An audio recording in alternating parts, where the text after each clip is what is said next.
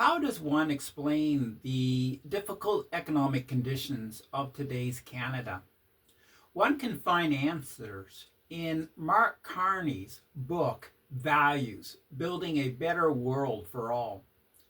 Carney's focus is statism, built on net zero ideology that has little room for free market capitalism. His flawed economic policies guarantee a lower standard of living for Canadians. Carney has grand plans that he reveals in his book. With an introduction, 16 chapters, and conclusion, Values is organized in 3 parts. Much of the writing is dry, technical, and robotic, but examples of passion are evident, such as when he praises Greta Thunberg, Emmanuel Macron, Democrat economist Paul Samuelson, and the leftist philosophy of John Rawls that is mentioned several times. One person Carney does not give high praise is the economist Milton Friedman for his free market capitalist doctrine. Carney is quite critical of Friedman. In his analysis of values and the market, he is troubled by value, quote, determined by the market, especially how the logic of buying and selling stifles environmental protection. Section 2 of Values is more engaging. Certainly there's less dry prose when he warns of the coming climate catastrophe. His chapter covering the climate crisis presents a committed ideologue prepared to do whatever is necessary, even have every financial decision take climate change into account to realize a net zero economy. As he argues, quote, net zero isn't a slogan, it's an imperative of climate physics. Writing of the seriousness of climate change and, quote, the malignant culture at the heart of financial capitalism, he declares it is time to see radical changes to the economy. 2 of his mentors are Bill Gates and Pope Francis, who both pushed for climate action. Carney does not trust free market capitalism, that consumers will make the correct choices when it comes to climate action. He views, quote, market fundamentalism and populism as problematic. He wants to see the end of the internal combustion engine, and this can be achieved by reinforcing solidarity. He writes that, quote, rule solely by coercive power is possible, but legitimate power makes governing easier and more effective. However, Carney's critics might ask, who defines legitimate power? What about denying citizens having choice on the plan of eliminating fossil fuel energy that many economists argue will bring economic disaster? It is not helpful when Carney suggests that someone who does not take climate change seriously is, quote, a jerk.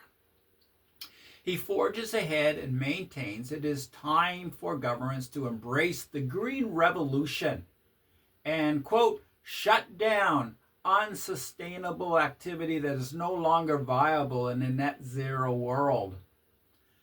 Carney apparently knows best. Quote, it is within our grasp to create a virtuous cycle of innovation and investment for the net zero world that our citizens are demanding and the future generations deserve. He reflects on the many mornings he reminded himself of Marcus Aurelius' phrase, arise to do the work of humankind. Of course, Canadians will have to make significant adjustments. All automobiles will be electric and airplanes will run on biojet fuel and trucks on ammonia. All expensive alternatives that will require, quote, policy interventions.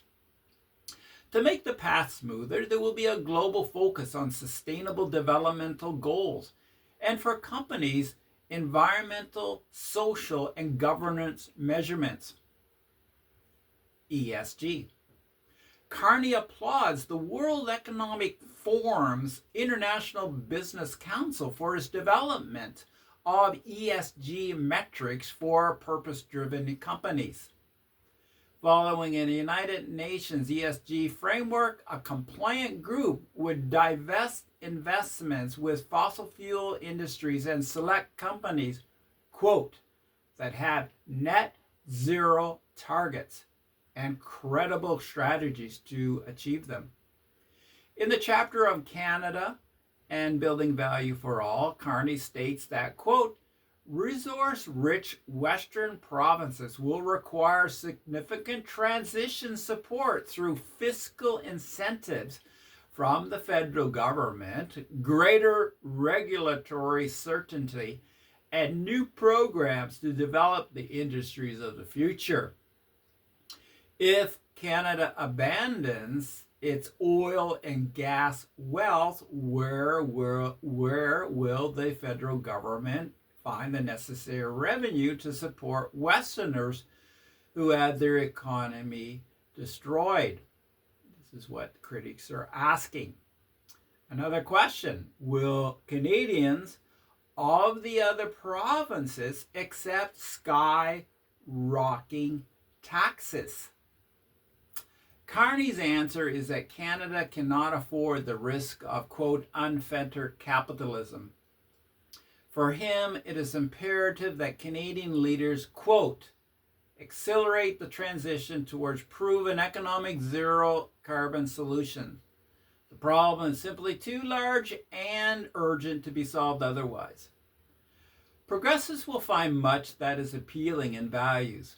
Carney writes, quote, a progressive society that truly celebrates diversity and brings its strength to the fore is vital. A champion of climate activism, he quotes part of Greta Thunberg's "You Have Stolen My Dream" speech and concludes that, quote, the teenager challenges with a clarity and force of reason that belie her age. For Carney, great leadership is key to achieve solidarity and unchecked market fundamentalism. He's a confident man who believes he speaks for society. Consumed by ideology, he thinks he can drive net zero into existence with his political will, overcoming all impossibilities.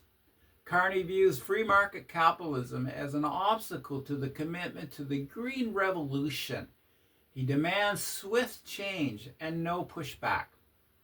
Canadians will have little input on policies that phase out their gas-powered cars.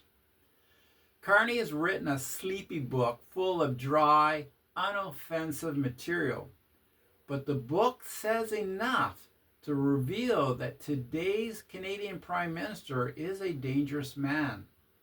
If the full extent of his net zero policies is realized, there will be a huge reduction in the standard of living of ordinary Canadians. For example, the colossal loss of revenue for hospitals, doctors, nurses, and other healthcare will be shocking. Failing to create wealth while spending a lot of federal money pursuing net zero ideology is just not sustainable. Thank you.